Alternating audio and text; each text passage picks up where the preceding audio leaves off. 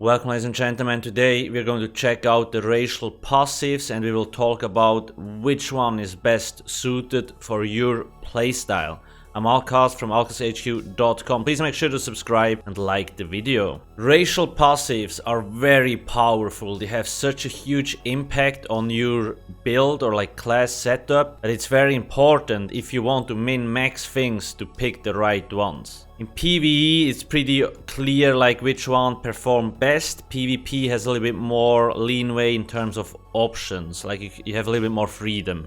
First we're going to take a look at the quick comparison, and then afterwards I will go through each race and its passives in detail and talk about the PvE and PvP application on it. The timestamps will also be in the description if you just want to fast forward to one specific race. I also do have a written guide on the website, link in the description. So let's take a look at the PvE setups right now. There is usually a few things, whether you play stamina, magicka, healer, tank and so on. Before I talk about each race individually for PvP and PvE, let's take a quick look at the PvE overview if you want to min-max. Because then the choices are pretty obvious what you need to pick. Stamina damage dealer, you want to pick an orc. It has the most raw damage and extra health. On the magicka damage dealer, you either pick a high elf for max damage or Breton for better sustain and good damage. As a healer, high elf, Breton or Argonian all work. People usually pick Bretons because they have the best sustain. On a tank, Nord or Argonian. Nords are the most optimal tanking race because you get a lot of extra resistances, max stamina, max health and extra ultimate regen, which is very valuable in endgame. Argonians also work nice. They're usually picked just to make sustain easier because they have a very powerful potion passive. That's just a quick overview for PvE. In PvP, or if you don't really care about min-maxing, you have a lot more choices. So let's take a look at each race individually. Let's start with the Breton race. They get 2k extra max magicka, that's a lot. 7% cost reduction on all abilities, magic abilities. And 100 extra magicka recovery plus 2310 spell resistance. That doubles if you're affected by a status effect such as burning, chilled or concussed. So these, the Bretons are one of the top 2 magicka based races, I like to call them. Both very powerful in PvE and PvP. Healers often use them because of the cost reduction. Damage dealers the same thing. The cost reduction can be very helpful. I usually recommend this race to newer players because sustain is so much easier and you still do good extra damage because of the 2k max magicka that also increases your overall damage, and you get extra spell resistance which increases your damage mitigation both in PvE and PvP. So Breton, really powerful. Next up, the High Elf race. High Elves are usually called the Magicka Master race because they have a lot of spell damage, 258 and 2k max Magicka. Both of these increase your damage output by a lot. On top of that, spell recharge. When you activate the class ability, you restore 640 magicka or stamina, based on whichever is lowest, 6 seconds cooldown. And on top of that, when you're using an ability with a channel or cast time, you take 5% less damage.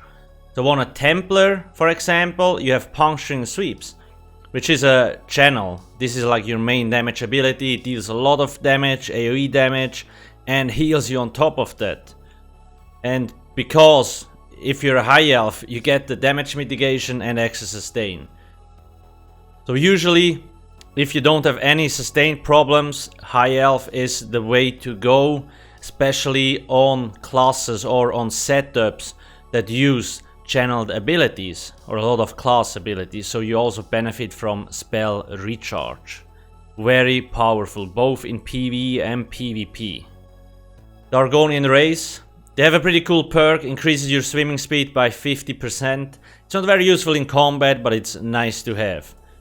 Then 6% healing done extra, 1k extra health, 2310 disease resistance, on top of immunity to the disease status effect, 1k max magicka, and now the most valuable one from Argonians. When you drink a potion, you restore 4k health, magic, and stamina. So they're very good healers because of this, and very good tanks also because of the potion. They have just very good overall sustain. They also get 1k max magicka and more health. Now let me explain the importance of the resourceful, the potion drink passive. In endgame, most players choke potions on cooldown, so every 45 seconds.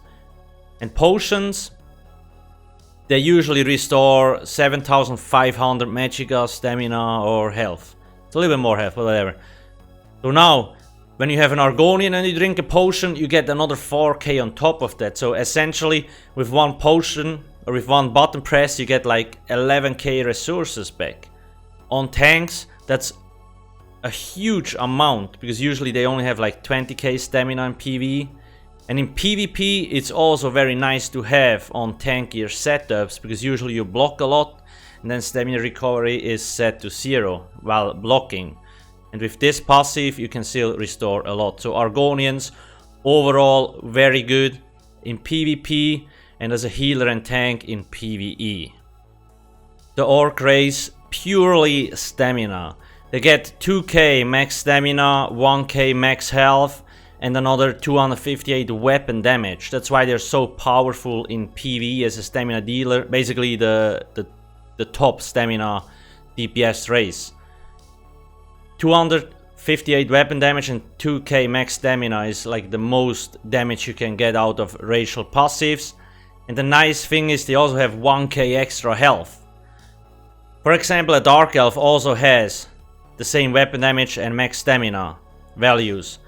But the nice thing with Orc is you get 1k extra health.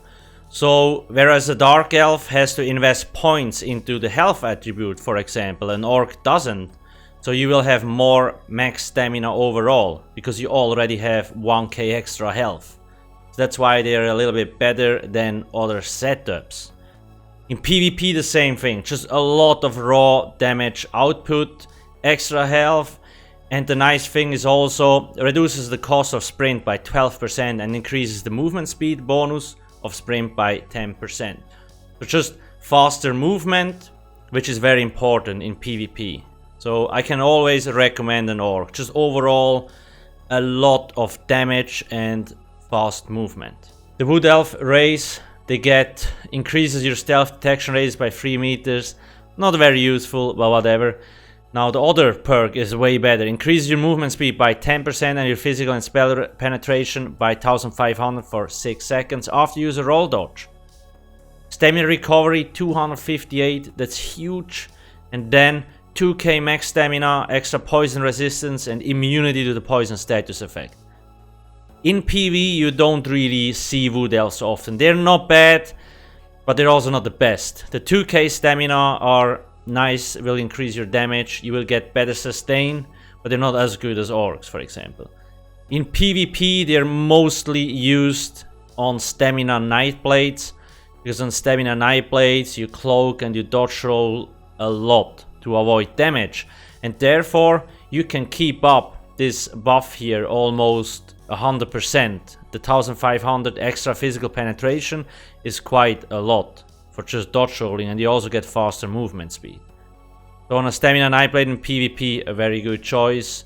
Other than that, more like Medicore. The Dark Elf race, they get 1875 magicka and stamina, 258 weapon and spell damage, 2310 flame resistance on top of immunity to the burning status effect.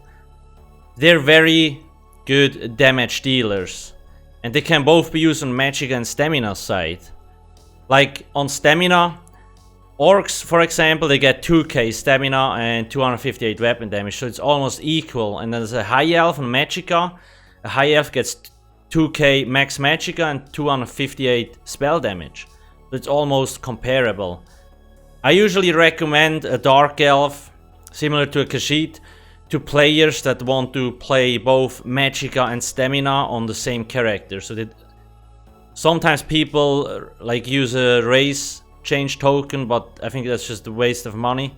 So a Dark Elf offers a good compromise, because they both get max Magicka and max Stamina, weapon damage and spell damage. That's very, very good. And in PvP, depending on what class you play, you might need the extra max Magicka or max Stamina. If you want to play a hybrid setup, then Dark Elf is the way to go.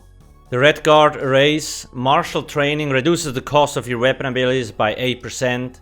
That's all these here, and it includes ultimate as well.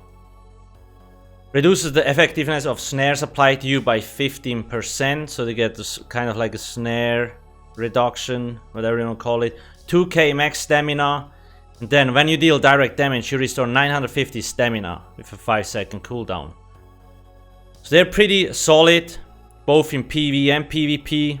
They're not the best, but in PvE, 2k max stamina and a lot of free sustain is very nice. And in PvP, the 8% cost reduction can be really good if you use like abilities like the Berserker Strike or the ultimate, stuff like that. If you have a very weapon ability focused build, the race can be very good. The Khajiit race, they have a nice little perk, increases your chance to successfully pickpocket by 5%. They get 100 extra health recovery, 85 stamina magic recovery, 825 max health, magic and stamina, 10% increased critical damage and critical healing, on top of decreases your detection radius in stealth by 3 meters. In PvE, you can both use them as a Magicka and Stamina damage dealer or healer, because again, they have health, Magicka and Stamina, and the critical damage can be used on both Stamina and Magicka damage dealers. Similar to Dark Elves, I usually recommend Khajiits to players that want to play Magicka and Stamina on the same character. If you don't care about that, then again, Orc on Stamina or High Elf on Magicka will be the better choice. Another nice perk, decreases your detection radius in stealth by 3 meters, can be helpful if you're like doing a sneaky build or in PvP to not get detected as easily. The Nord race, they get 1k max health, 2310 cold resistance and immunity to the chill status effect, 1500 max stamina, and now the real juicy one, when you take damage you gain 5 ultimate. It's a 10-second cooldown, and physical and spell resistance by 4k. They're a very good tanking race in PvE. They're like the primary one, because again, extra resistance, max health, max stam, and the ulti gen. Ulti gen in endgame is very important, so this is a real good perk to speed things up. Very powerful. In PvP, the same thing. A lot of players run Nords on stamina based setups, because max health, max stamina, the extra ultimate regen is nice, because people usually combo stuff with their ultimates, and just a lot more extra resistances. Because you have more resistances, you can also play a wider variety of builds. Whereas most people might choose heavy armor, on a Nord you could go medium armor and make up the resistance through this passive, as an example. So Nord overall, very nice. More use so in PvP, and in PvE it's mostly for tanking. You really look at it this way. The Imperial race, you get 2k max health, 2k max stamina, and 3% ability cost reduction, and a little bit extra sustain. You can use them as a stamina damage dealer or as a tank, or in PvP on stamina based setups. They're decent, like they're viable, but they're not really best in anything in my opinion. I think I don't have a single Imperial actually, that's just how it is. Because there is other races that just usually do the job better for a specific task I want them to do. Let's take a look at my characters. I will showcase all 3 accounts I have and explain like why I choose this race with this class. This here is basically my main character. It's a Stamina Dragon Knight Redguard. I used him a lot in PvE in previous updates because Redguard was kind of like best in slot then. Now I mostly use him for PvP. A Redguard is a good choice but not the best, so I kind of made another Dragon Knight for PvP specifically, and that one is a Nord. Just extra ulti chain, a lot of resistances, max health, max stamina, it's just so powerful. Redguard is still also a good choice. I play both a little bit, but I'm tending to go with this one more. You will notice that I have a lot of Redguards, because back a few patches ago, like before they changed the racial bonuses, they rebalanced them, Redguard was basically best in slot. We do have Necromancer, Orc. Orc is the most damage, I only use this guy for PvE. High Elf Magicka Templar that I use for PvE and PvP, and sometimes, like, it's mostly a damage dealer, but sometimes also heal on it, and High Elf just, it's really nice. Another Redguard, Stamina Sork. Orc would be a little bit better, but Redguard is also fine. I mostly use him for PvP at the moment. Then we have a Nightblade Orc. I created this character just for PvE purposes because it was the meta setup back in the day. When I played with this guy, and Orc again, most damage potential. High Elf, Magicka Nightblade, again High Elf. I think most of my characters are High Elves, Magicka based. And we have another Stamina Templar, Redguard. This used to be my first ever character. Once again a Redguard, pretty good choice, very easy sustain. If I would use him in PvE, maybe I would change it a little bit, but currently I'm mostly using for PvP, and the Redguard is totally okay there. Khajiit Nightblade. I usually like to use this character for both PvE and PvP. So Khajiit is actually pretty good at race in terms of trade-offs. Next up, this is a crafter, can just ignore it. A Magicka Sorcerer High Elf, only used for PvE, again max damage. Redguard Warden, currently only use him in PvP. If I would use him in PvE, I would probably change to Orc, but so far I will just leave him on Redguard. Magicka Warden, High Elf, again High Elf because max damage. Same thing here with the Magicka Dragon Knight. This is a bank character, and this is my Chef Koch. So you see I have a lot of High Elves, Orcs and Redguards basically. Let's check out the other account. This is my second EU account. So here we have a Magicka Sorcerer, PvP setup, a Breton. Again, very good cost reduction and decent damage increase.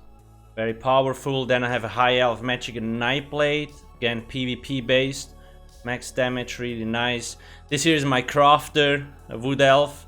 There's not really much more to it. Then I have a Redguard Dragon Knight, again for PvP. This is, I don't know what this is. This one, Draw Matrock, I use him for PvP. Stamina Dragon Knight Argonian. Very powerful, you can face tank a lot of enemies just because of the potion passive and stuff like that. Very nice. Sometimes I also change him into a Magicka Dragon Knight. So Argonian kinda... Argonians tend to be more on the Magicka DK side in PvP, but you can use it for both, you just have to make trade-offs. Crafter. This here is a PvP character. I think I created him before the racial balance changes happened, so it's a Dark Elf. Probably not the best choice, but also not the worst, because on a Dragon Knight you can always use max magic and max stamina stats, so it's pretty, I like him. Then we have two empty characters. Let's check out the last one. This here is my third account on the NA server. This time I'm leveling my account, or just characters up and stuff on the NA server, because I'm mostly playing on the NA server now. This here is my PvE Necromancer Stamina. It's an Orc, just max damage. Then I have another Redguard Dragon Knight PvP character. This one is still in the process of being leveled up. A High Elf Magicka Necromancer. I will only use him for PvE. They're very, very strong. Then this one is a Wood Elf Nightblade for PvP, just because Wood Elves are very powerful on a Nightblade in PvP. Very good choice. Then this is an Orc. sorcerer stamina build, because again, max damage, fast movement, it fits well together with a stamina sorc and the orc. And I have a warden. This is just like a bank character. This two, and yeah, this level now. This here is like a high elf sorc that I sometimes use to PvP, but it's also not completely leveled up. This account is pretty new, and really only this character, this one, and I think this one, they're like ready, and all the others are like on hold or in the process of getting leveled up. The main takeaway from all this is that you need to decide what you like want to do when you get into endgame. Are you a min-maxer? Then there is not really a lot of choices you have, because there's always like some best in slot races. But if you don't care that much about min-maxing, you have a lot more options. And it also always depends what kind of setup you want to play, because not for all specific setups that one race will be the best. So you really need to think about your character and what you want to do with it when you reach endgame, both in PvE and PvP. Please, ladies and gentlemen, make sure to not forget to subscribe and like the video. Let me know in the comment section below, what do you think about the races in general, what kind of characters you have and what you use them for. Thanks for watching. There's a few other videos here, and see you soon. Cheers.